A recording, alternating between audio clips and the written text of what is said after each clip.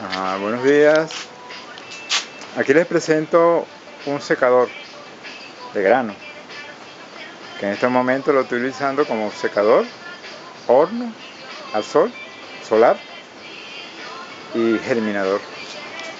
Acá abajo tenemos el horno, tiene un vidrio, lleva un vidrio, espejos y se utiliza como horno. Aquí en la parte de arriba llevan las bandejas que va utilizado para secador, se puede mover,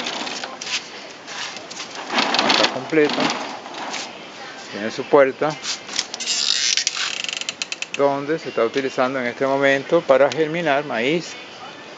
Este maíz se germina por 9 días para la comida de los pollos.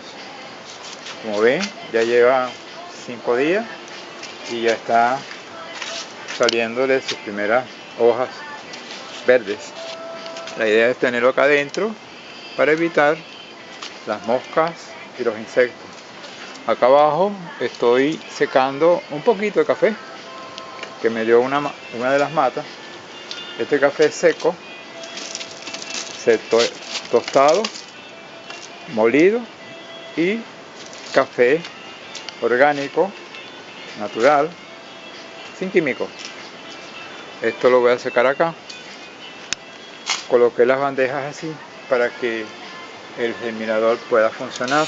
Se cierra esta puerta y queda hermético. Esta idea de tener un secador solar donde tú puedes secar los granos, las frutas, cualquier vegetal que quieras secar y moler o comer directamente. Esto es mi presentación del secador, horno y germinador solar. Hasta luego, hasta un próximo video.